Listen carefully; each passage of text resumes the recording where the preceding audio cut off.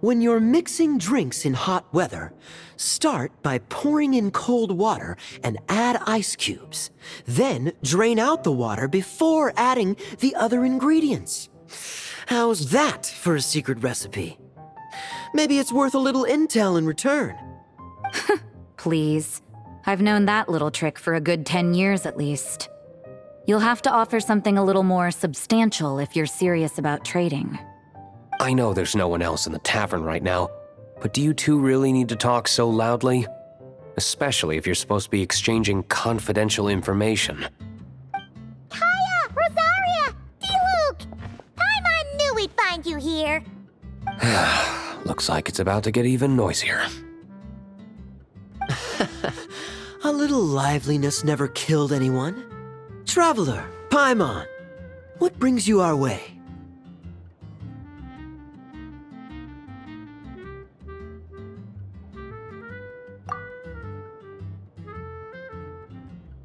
Please allow me to once again express my sincere condolences regarding your late father and the incident with Eric. We make absolutely no excuse for his crimes.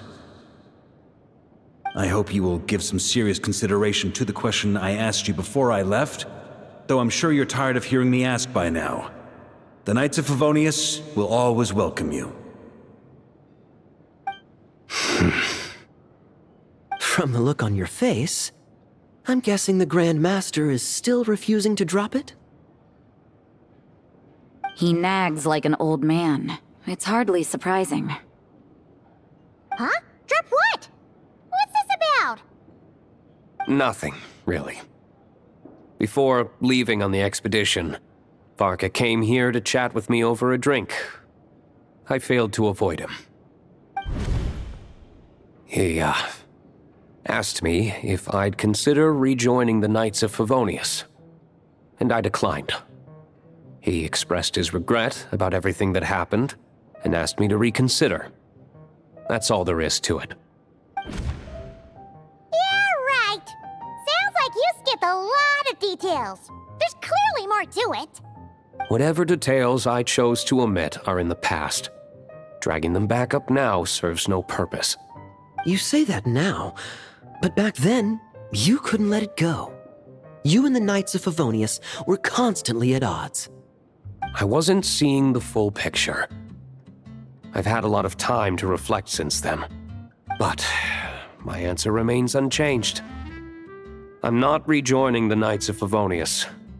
Both the Grandmaster and the acting Grandmaster are too upright and honorable. I can't see the shadows that lurk beneath them due to the size of the organization they lead. They need someone on the outside to keep watch vigilantly. If I had a Mora for every time I've heard you repeat that argument. I actually don't disagree with the first part of what you said, but don't you think someone can keep tabs on things from the inside? When you join an organization, you're bound by its rules, no matter how free it may seem on the surface. You think so? Never mind the Knights. Have you honestly ever been bound by the rules of the Church? Good question. Have you considered that maybe that's why I chose to join the Church and not the Knights to begin with? Are they arguing or not? It's kind of hard to tell.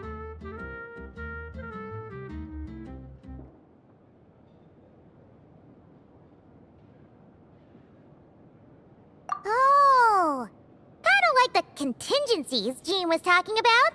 The more ways they have to protect their home, the better. Huh? Traveler?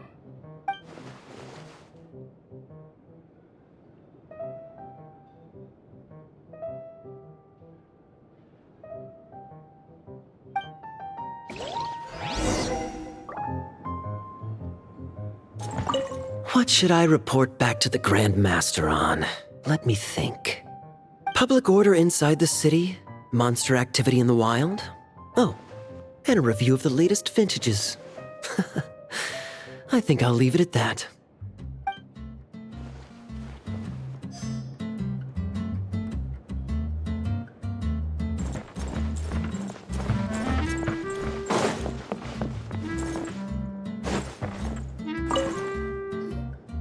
If you hadn't had to deliver that guy's mail, you wouldn't have been subjected to all this tedious arguing. When I write back, I'll tell him to quit making trouble for other people. It's no trouble. Lowen did most of the work. We just volunteered to do the last leg of the journey. Mostly so we could come say hello. So you see what's really going on here?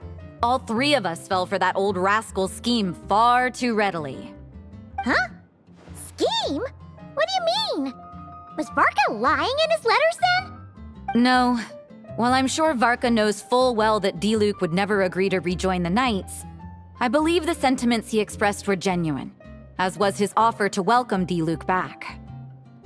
There are people like Kaya and I, and then there are those who are true champions of justice to the core. Those people are the most susceptible to being driven to extremes by great upheaval. It's happened in Mondstadt before. Not only that, but it happened to a Knight of Boreas. That'll really hit home for Varka. And that's why his nagging is even more persistent than usual.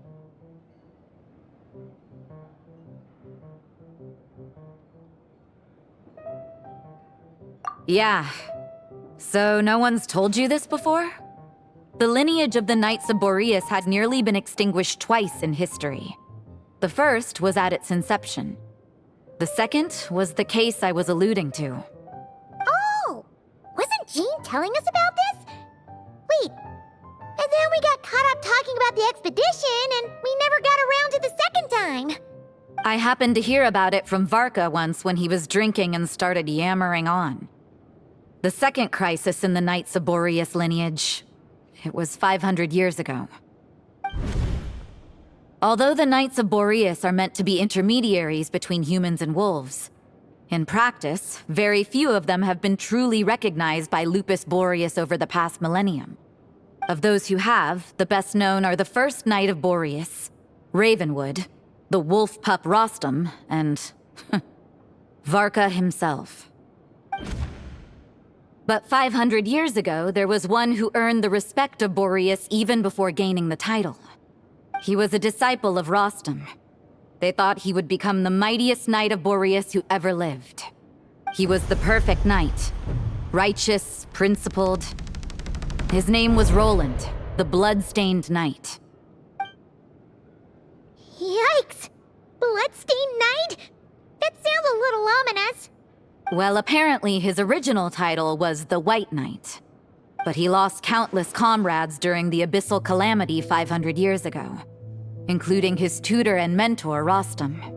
The endless bloodshed stained his sword and armor a crimson as deep as black, transforming the White Knight into the Blood-Stained Knight. After that, he threw himself completely into battling monsters, leaving Mondstadt and the Knights of Favonius behind. To this day, no one knows his final whereabouts. It's hard to say whether the loss of an important figure in his life is what drove him to the point of obsession, or whether he was already too far gone to save. But had he known that the Knights of Favonius would always welcome him back, perhaps things would have turned out differently. So if you want my opinion, the reason why Varka keeps asking Diluc to rejoin, despite knowing that he'll never say yes, is to let him know you're not alone. After all these years, he's still as persistent as ever. Just like how he used to be with me. Huh. Turns out Varka's a lot more thoughtful than he lets on. Paimon had the wrong idea about him. Anyway, there's still something about this whole Boreas business that Paimon isn't really getting. Wasn't Andreas a god in Mondstadt thousands of years in the past? If so, why did Jean say that Boreas and the Wandering Knight only arrived here just 1,000 years ago? Plus, Paimon's super curious about what happened to Roland.